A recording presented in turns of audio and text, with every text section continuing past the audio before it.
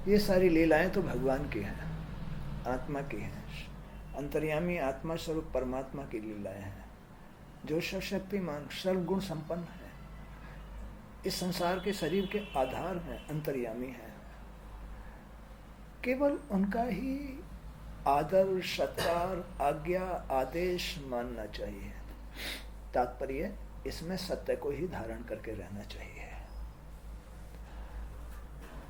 जो इसके सत्य से विमुख हो जाता है, जो इसके सत्य से विमुख हो जाता है, नियम धर्म से विमुख हो जाता है, वही संसार में दुख उठाता है। दुख का कारण है क्या?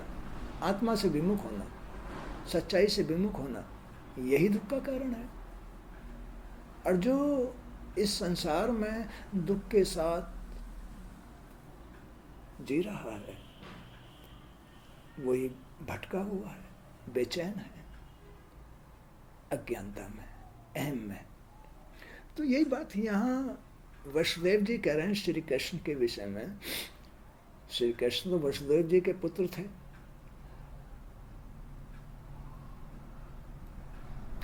तो वो कह रहे हैं कि ऋषि मुनियों के मुख से मैंने तुम्हारी महानता के चर्चे सुने हैं, तुम्हारी अद्भुत लीलाओं का श्रवण भी मैंने किया है। मैं जान गया हूं कि मेरे पुत्रों के रूप में लीला करने वाले तुम दोनों सनातन हो, बलराम और श्याम, सारे जगत के कारण हो, समस्त पुरुषों में पुरुषोत्तम हो। समस्त पुरुषों में पुरुषोत्तम, पुरुष उत्तम, यानी पुरुषों से उत्तम हो, आत्मा हो। यही पुरुष अगर इसमें सनातन रूप आ जाए, नियम धर्म आ जाए, तो यही पुरुषोत्तम हो जाता है। स्त्री अपने रूप में उत्तम हो जाती है, पुरुष अपने रूप में उत्तम हो जाता है, जिसमें सनातन रूप आ जाता है। सनातन का मतलब है अपनी आत्मा के आदेश को, अपनी आत्मा को समझ जाना, या उसके आदेश के अनुसार चलना, माने सच्चाई के अनुसार चलना। वही सनातन है, वही सत्पुरुष है, वही पुरुषोत्तम है। पुरुषों से पुरुष हैं क्या? जो संसार को धारण करके चलने वाले लोग होते हैं वो पुरुष कहलाते हैं। जो संसार में रहते हुए ईश्वर को, सच्चाई को धारण करके चलते हैं, वो पुरुषोत्तम होते हैं। और गिरे हुए पुरुष कौन होते हैं? जो पुरुषों से भी गिर जाते हैं। एक तो पुरुष से ऊपर उठ जाता है, एक पुरुष से गिर जाता है, तो वो दुष्ट कहलाता है। तो समस्त पुरुषों में पुरुषोत्तम हो, समस्त जड़ चेतन जीवों के आत्मा हो, समस्त कीड़े मकोड़े, पशु पक्षी वृक्ष आदमी सबके आत्मा हो, जीवन देने वाले हो। ये तो सब में व्याप्त है, घास के तुनके में भी ये व्याप्त है, नहीं तो घास सूख जाएगी। स्त्री में, पुरुष में, बच्चे में, बूढ़े में, जवान में, सब में इनका वास है, बगैर इनके कोई जी ही नहीं सकता है। तो समस्त पुरुषों में पुरुषोत्तम हो, समस्त जड़ चेतन जीवों के आत्मा हो, जगत के आधार परमेश्वर हो, पूरे संसार के आधार हैं। लेकिन एक धूल के कण का निर्माण भी इनसे ही हुआ है, जो अपने अंदर अंतर आत्मा है, जो आत्मा स्वरूप परमात्मा पुरुषोत्तम, पुरुष से भी उत्तम आत्मा है। ये पूरे शरीर का आधार है। तो इस आत्मा का आधार करके चलना चाहिए, इस आत्मा को श्रेष्ठ मानना चाहिए।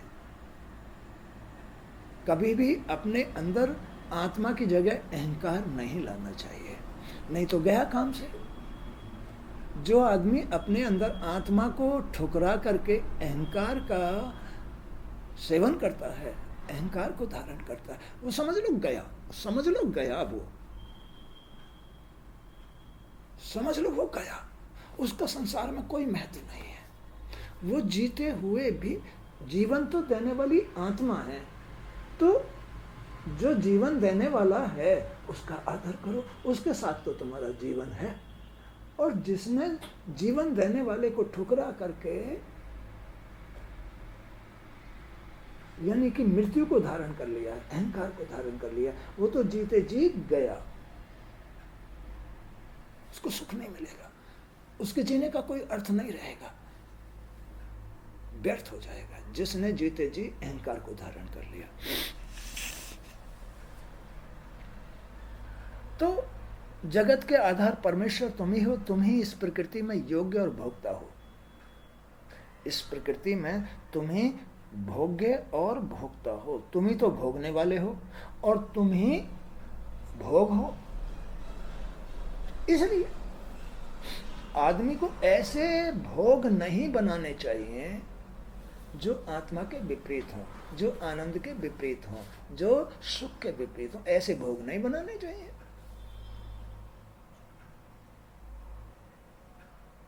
बोलो, बात सही है गलत? हाँ, ऐसे भोग कभी तैयार नहीं करने चाहिए, क्योंकि ये पुरुष, इसमें पुरुष और पुरुषोत्तम का वास है। पुरुष को, इसको, ये पुरुष रूप है, ये स्त्री रूप है, ये पुरुष रूप है। पुरुष को या स्त्री को कभी अपनी आत्मा के विरुद्ध नहीं चलना चाहिए। बात सही है गलत? कभी भी आत्मा के विरुद्ध जीवन नहीं बिताना चाहिए, आत्मा के विरुद्ध नहीं रहना चाहिए, सच्चाई के विरुद्ध नहीं रहना चाहिए। चाहे घर गृहस्थी हो, चाहे व्यवसाय हो, चाहे यार रिश्तेदार हो, चाहे किसी के भी साथ, चाहे भगवान को ही क्यों न मानना है, तो कभी अहंकार से नहीं मानना चाहिए, सच्चाई के साथ मानना चाहिए, सच्चाई के साथ रहना चाहिए, सच्चाई के साथ खाना चाहिए, सच्चाई के साथ संगति धारण करनी चाहिए। सच्चाई ही बड़ी है, आत्मा ही बड़ी है, वही श्री कृष्ण है, उनको ही श्री कृष्ण कहते हैं, उनको ही पुरुषोत्तम कहते हैं। तो तुम जगत के आधार परमेश्वर हो, तुम ही इस प्रकृति में योग्य और भोक्ता हो। इस प्रकृति में माने शरीर के अंदर तुम ही भोक्ता हो और भोगने वाले हो, और तुम ही भोग हो। तुम ही इसका पालन करते हो, तुम ही इसका संहार कर देते हो। या और कोई चीज है इसके अंदर? और कोई नहीं है सिवाय ईश्वर के, इसमें दूसरा कोई नहीं है। लेकिन ये तो अहंकार की बात है। कहाँ है ईश्वर? कहाँ है ईश्वर? उसको पता नहीं है, ज्ञान नहीं है, इसलिए वो कह रहा है कहाँ है ईश्वर। आखिर इसको कोई एनर्जी तो चला रही है, वो एनर्जी ही परमात्मा ईश्वर है। वो सशक्तिमान है, वो किसी से जन्म नहीं लेता है, वो किसी के बंधन में नहीं रहता है, वो जहाँ चाहे वहाँ प्रकट हो सकता है, वो जहाँ चाहे छिप सकता है। तो तुम ही इसका पालन करते हो, तुम ही इसका संहार कर देते हो। जो कुछ भी इस दृश्य जगत में दिखाई पड़ता है वह सब तुम ही हो। प्रभु तुम ही जीव हो और तुम ही जीवन हो। तुम अनंत शक्तियों के स्वामी हो, तुम ही जन्म हो और तुम ही महाकाल हो।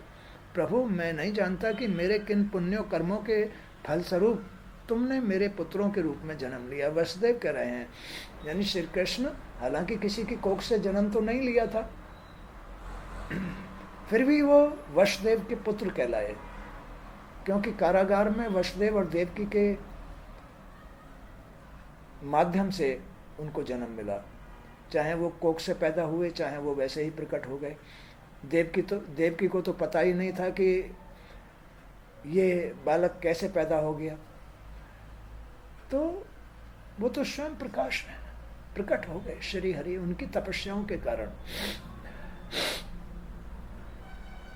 तो जो कुछ भी इस दृश्य जगत में दिखाई पड़ता है वह सब तुम ही हो। प्रभु तुम ही जीव हो और तुम ही जीवन हो। तुम अनंत शक्तियों के स्वामी हो। अनंत शक्तियों के स्वामी। कौन सी शक्तियां हैं इस संसार में? तुम्हें कई बार बताया, बताओ शक्तियां क्या हैं भगवान की? नहीं पता। भगवान की शक्तियां हैं दया, शांति, संतोष। ये भगवान की शक्तियां हैं जो पहाड़ को भी काट देती हैं, पहाड़ को भी हिला देती हैं ये शक्तियां। तो भगवान सर्वगुण संपन्न है, भगवान सर्वशक्तिमान है, सारी शक्तियां उनको धारण है। जो आदमी, जो पुरुष इस सत्य रूप को धारण करके रहता है वो सर्वशक्तिमान बन जाता है।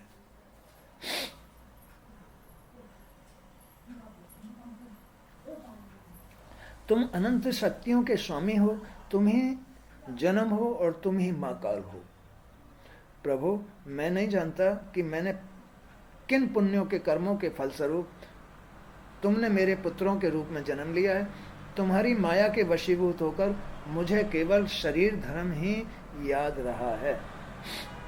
अब चाहे वसुदेव हो, चाहे कोई भी पुरुष हो, ऋषि मुनि हो, वो भगवान तो नहीं है, पुरुष ही है, ऋषि है। तो उनको केवल भगवान की माया के फलस्वरूप ही रहना पड़ता है, माया के साथ ही जीना पड़ता है, माया के साथ ही खाना पीना पड़ता है। तो ये तो भगवान की माया है। तो आदमी को कभी भी ना तो भगवान बनना चाहिए कि मैं भगवान बन गया, ये भी अहंकार है।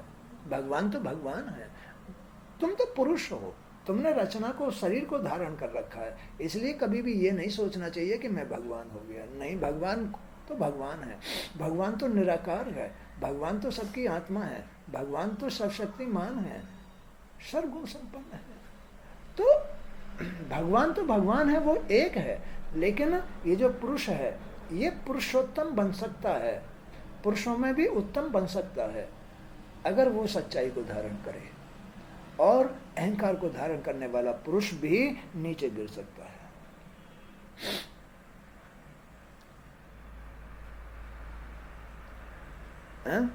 प्रभु, मैं नहीं जानता कि किन पुण्यों के फलस्वरूप तुमने मेरे पुत्रों के रूप में जन्म लिया है। तुम्हारी माया के वशीभूत होकर मुझे केवल शरीर धर्म ही याद रहा है।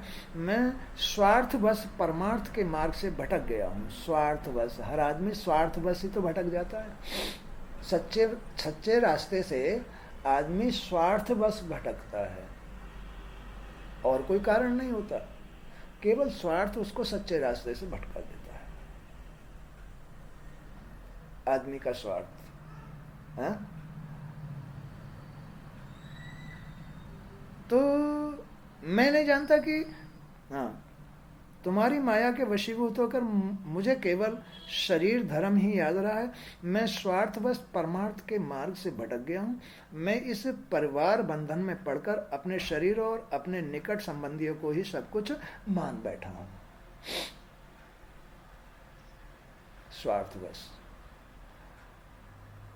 और अपना जीवन बर्बाद कर लेता है। स्वार्थवश भटक जाता है, परिवार में, सगे संबंधियों में भटकता रहता है।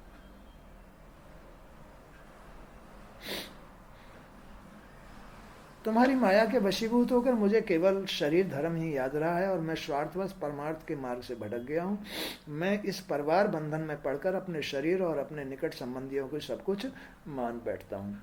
मैं अज्ञान के अंधकार में पड़ा सत्य को नहीं जान पा रहा हूँ। मैं माया रूपी अंधे कुएं में पड़कर मैं सच्चाई को, अपनी आत्मा को नहीं जान पा रहा हूँ। बोलो, बात सही है? ये अंधा कुआं है, परिवार अंधा कुआं है। फिर भी आदमी अगर परिवार में जी सकता है तो सच्चाई के साथ सुख ले सकता है, अन्यथा नहीं ले सकता। अपनी आत्मा के आदेश से सुख ले सकता है,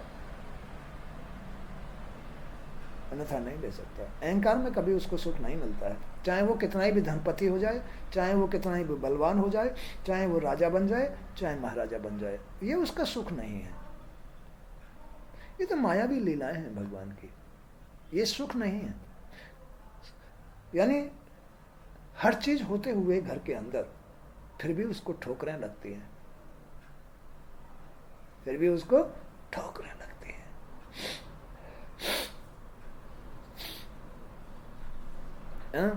तो मैं इस परिवार बंधन में पड़कर अपने शरीर और अपने निकट संबंधियों को सब कुछ मान बैठा हूँ। मैं अज्ञान के अंधकार में पड़ा सत्य को नहीं जान पा रहा हूँ।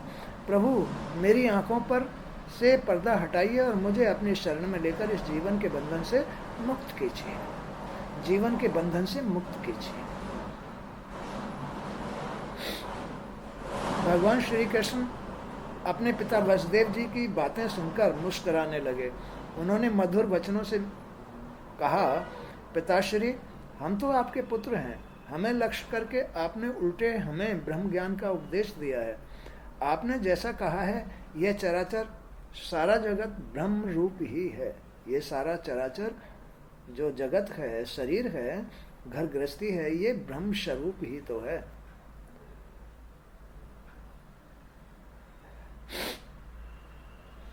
हमें लक्ष्य करके आपने उल्टे हमें ब्रह्म ज्ञान का उपदेश दिया है। आपने जैसा कहा है, यह चराचर सारा जगत ब्रह्म रूप ही है। हम आपकी बात का समर्थन करते हैं।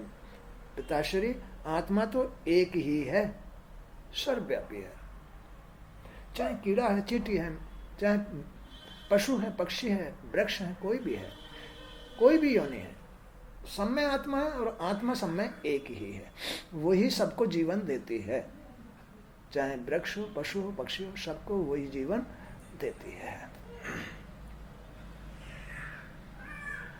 आत्मा तो एक ही है, उसे ही परमात्मा कहते हैं। परंतु वह जब अपने में विविध गुणों की सृष्टि कर लेता है, विविध गुणों की, कभी सतोगुण के द्वारा भाग बनाता है, कभी रजोगुण के द्वारा भाग बनाता है, तो कभी तमोगुण के द्वारा। तो ये मनुष्य, इसी संसार में जीव अनेक प्रकार की सृष्टि रच लेता है और स्वयं को दृश्य, नित्य, अनित्य, निर्गुण, सगुण, जड़, चेतन, विधि जीवों में विभक्त कर लेता है। अनेकानेक जीवों में विभक्त कर लेता है। जब वह आकाश, वायु, जल, अग्नि और पृथ्वी आदि महाभूतों में अपने आप को प्रकट कर लेता है, तब वह एक ही अनेक में प्रतीत होने लगता है। किंतु उस अनेकता में वही एक सर्वत्र विद्वान है, आत्मा ही विद्वान है। इसलिए आपका यह कहना सत्य है कि जो मैं हूं वही सब है। जो आत्मा है या जो भगवान श्री कृष्ण हैं, वही संसार में सब कुछ है। एक आत्मा ही संसार में सब कुछ है।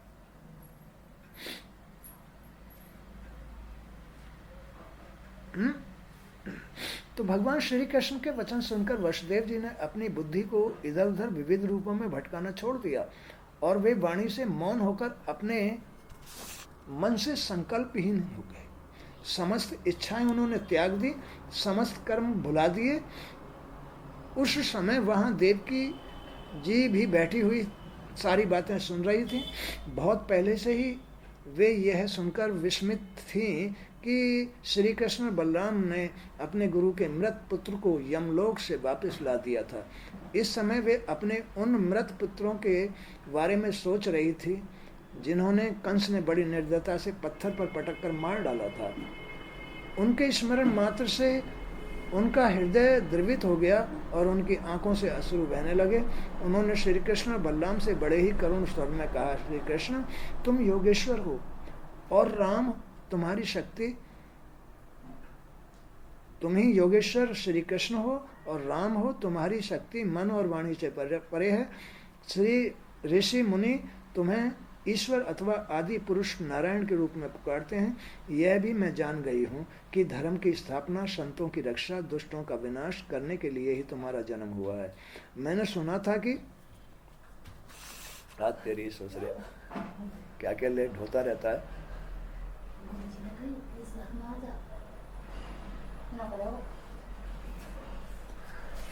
मैंने सुना था कि तुमने अपने गुरु के मृत पुत्र को फिर से यमलोक से लाकर उन्हें गुरु दक्षिणा दी थी।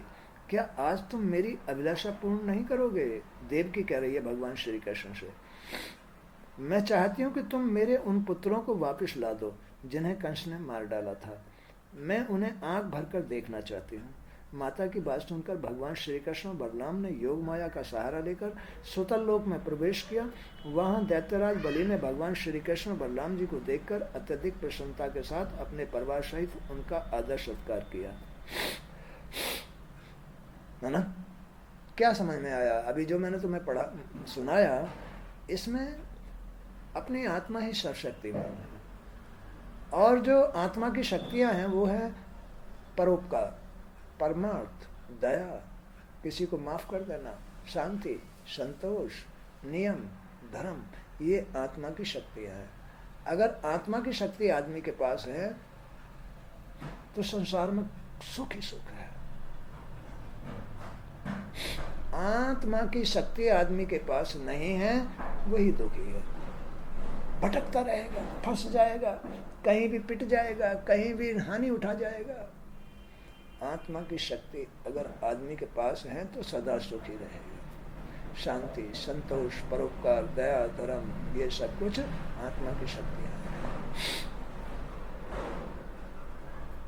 अहंकार युक्त जो जीवन होता है, भूल में जो जीवन होता है, वही नरकीय जीवन होता है। भूल में जीवन, जो भूल से ऊपर उठ करके जीता है उसे पुरुषोत्तम कहते हैं, पुरुषों में उत्तम कहते हैं।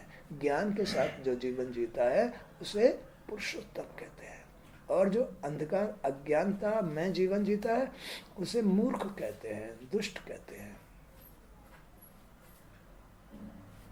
उसे ही मूर्ख दुष्ट कहते हैं। ये जो संसार रूपी शरीर है ये उनका ही बनाया हुआ है। ये मायावी शरीर है। माया के भगवान ने माया के द्वारा इसको निर्मित किया है और इसमें स्वयं वास करते हैं, चेतना रूप में, आत्मा रूप में वही वास करते हैं। क्या खेल है उनका, कैसी लीला है उनकी। इसी में सब बातों की उत्पत्ति होती है, हानि की भी, लाभ की भी, रोग की भी और दोष की भी, सब की उत्पत्ति इसी में से होती है। सब कर्मवश होती है, सब अपने अपने कर्मवश होती है। जिसका जैसा कर्म होता है बस उसी के अनुसार आगे जो भाग्य रचता है रच जाता है। हर एक जीव की जो उत्पत्ति हुई है वो उसके कर्मवश हुई है। चाहे घास का तिनका क्यों नहीं है, चाहे कोई भी वृक्ष क्यों नहीं है, चाहे कोई फूल वाला वृक्ष है, चाहे कोई कांटे वाला वृक्ष है, सबकी उत्पत्ति उसके कर्मों के अनुसार हुई है। तो इसमें कभी ये बात नहीं भूलनी चाहिए इस जीवन में कि ये मेरा है,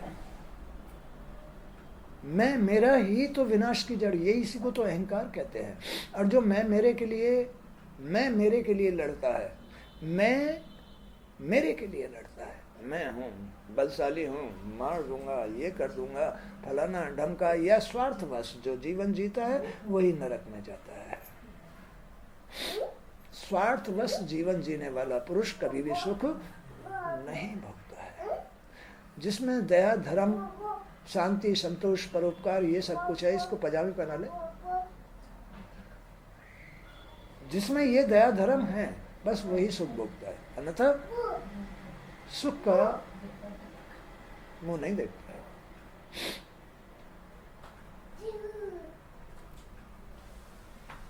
प्रभु आप अनंत और सत्य के आनंद घन हैं। प्रभु हे आत्मा आप अनंत हैं और सत्य के आनंद घन हैं। इनमें से ही सत्य आवेश आता है, सत्य आवेश, सच्चाई के साथ जीना।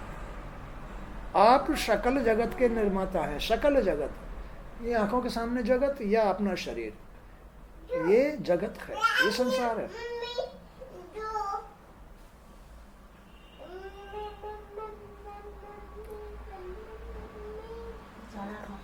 अब तो बोलन लगाए। आप अनंत और सत्य के आनंद घन हैं। आप सकल जगत के निर्माता हैं। आप ज्ञान और भक्ति योग के जन्मदाता हैं। ज्ञान भी यही देते हैं, आत्मा से ही ज्ञान मिलता है, लेकिन इसकी मान्यता होनी चाहिए। आत्मा की मान्यता जिस शरीर के अंदर है, आत्मा की मान्यता, उसका आदेश मानकर जो जीता है उसको ज्ञान मिलता है, इसी में से मिलता है। लेकिन जो अहंकार और भूल, अहंकार और स्वार्थवश जो जीता है उसका ज्ञान खत्म हो जाता है इसी शरीर के अंदर। तो वो सकल जगत के निर्माता भी हैं और ज्ञान और भक्ति योग के जन्मदाता हैं। आप पर ब्रह्म परमात्मा हैं। हम आपको नमन करते हैं, हम आपको नमन करते हैं। और आपके दर्शन करके हमें जो सुख प्राप्त हुआ है उसके लिए हम आपका आधार प्रकट करते हैं। आदमी को सुख जो प्राप्त होता है, आदमी को जो सुख प्राप्त होता है वो आत्मा से ही प्राप्त होता है, ज्ञान से ही प्राप्त होता है, सत्कर्मों से शांति, संतोष, दया, धर्म, इनसे ही प्राप्त होता है। तो आत्मा के साथ जीने से आदमी को सुख मिलता है। आप पर ब्रह्म परमात्मा है, हम आपको नमन करते हैं और आपके दर्शन करके हमें जो सुख प्राप्त हुआ है उसके लिए हम आपका आधार प्रकट करते हैं। आभार। आज आपने यहाँ आने का जो कष्ट किया है, कृपया उससे हमें अवगत कराएं ताकि हम आपके किसी काम आ सकें। तो कैसे जीवन जीना चाहिए, ईश्वर को अपने मन भाव से कैसे मानना चाहिए, क्यों मानना चाहिए, ये आदमी को आना चाहिए। जिन आदमियों को, जिन पुरुषों को ये बात नहीं आती है कि हमारा जन्म कैसे हुआ है, वो भगवान को मान ही नहीं सकते हैं। और जिन लोगों को ये पता है, भक्ति है, अपनी आत्मा के आदेश के अनुसार चलते हैं, सच्चाई के अनुसार चलते हैं, तो उनके पास भाव भक्ति भी होती है। उनको ज्ञान मिलता है कि भगवान ही सर्वशक्तिमान, उन्होंने ही हमें जन्म दिया है, वही हमारे जीवन को चला रहे हैं और वही हमसे यही आदेश करते हैं कि बुराई में मत फंसो, बुराई में मत जाओ, मेरी शरण रहो, माने मेरी भक्ति करो, सत्य आवेश रखो, सत्य परिवर्तन रखो, अपनी बुद्धि शुद्ध रखो, अहंकार से मुक्त रहो। तो सब कुछ वही है, उनके द्वारा ही हमारा अच्छा बुरा जीवन चलता है। वही हमें पुरुष और पुरुषोत्तम का निर्माण करते हैं। आत्मा ही सर्वशक्तिमान, आत्मा ही सर्वगुण संपन्न, आत्मा ही तुमको चला रही है, आत्मा ही नहीं तुमको जन्म दिया है, आत्मा ही तुम्हारा सबका सहारा है। मेरा भी सहारा आत्मा ही है। मेरी आत्मा मुझे सुख दे सकती है, मुझे ज्ञान दे सकती है, मुझे मुक्त कर सकती है, मुझे मोक्ष दे सकती है, क्योंकि उसके हाथ में ही सब कुछ है। सबका जीवन आत्मा के ही हाथ में होता है। आत्मा से विमुख जो लोग होते हैं वही नरक में जाते हैं, कष्ट भोगते हैं और बड़ा दुखदायी जीवन उनका बन जाता है, माने कि ग्रस्त नहीं चल पाता है। आज का सत्संग यहीं तक। जय श्री कृष्ण। गुरुदेव वासुदेव आपकी जय हो, त्रिलोकीनाथ आपकी जय हो, आत्मा स्वरूप परमात्मा आपकी जय हो।